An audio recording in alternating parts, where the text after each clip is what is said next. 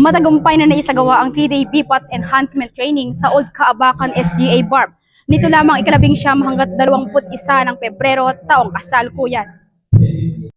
Naging pangunahing tagapagturo naman si Police Colonel Jaime N. Barredo Jr., Chief RP Cadubar sa naturang aktibidad, katuwang ang mga tauhan ng Bureau of Fire Protection at AFP, na namahagi rin ng mga kaalaman tungkol sa Search and Rescue Operation at Intelligence and Security Agent Training.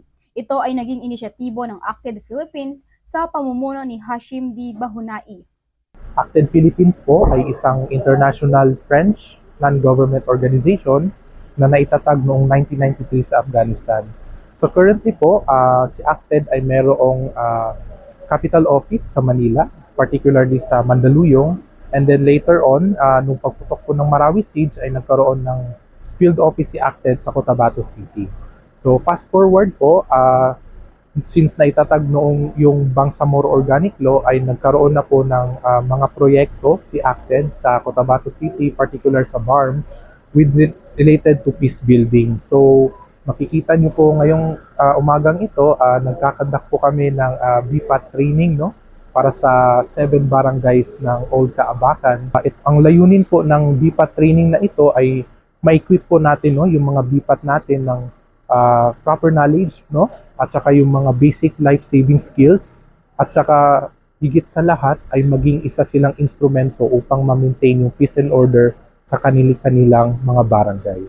So, yun po, at nagpapasalamat po kami, no, itong activity na ito ay in partnership po ito with the Police Regional Office of the Bangsamoro Autonomous Region, headed by Police Colonel Jaime N. Barredo under the RP CADO.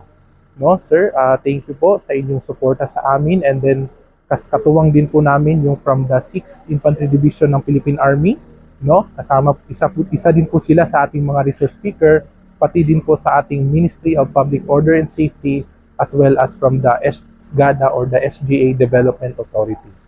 Dinaluhan din ng ibang opisyales ng barangay ang naturang aktibidad, kasama si Police Captain Rafi E. Kahefe, Special Security Task Team ng Old Kaabakan. Nakatanggap din ng sertipiko ang bawat miyembro ng BPATS bilang gantimpala sa kanilang aktibong partisipasyon. Pasalamat po sa gumawa po ng proyektong ito, sa training po, nagmula sa ating NGO, sa Acted, lalong-lalo na po sa ating kapulisan, guys, sa pangunguna ni Sir Colonel Barredo. Nagpapasalamat po kami ng marami kasi po marami po siyang naituro sa amin na maaaring po namin mai-apply kung sakasakali sa aming barangay sa mga darating na araw. Samantala, ang buong hanay ng kapulisan ng PROBAR, partikular ang mga personahe ng PKG-RP Cadubar, katuwang ang ibang ahensya ng gobyerno, ay patuloy na maghahatid ng kaalaman, suportahan ang pagsulong ng kapayapaan, labanan ang mga karahasan, at mga inisyatiba sa pagpapanatili at pagkamit ng ligtas at maunlad na barangay.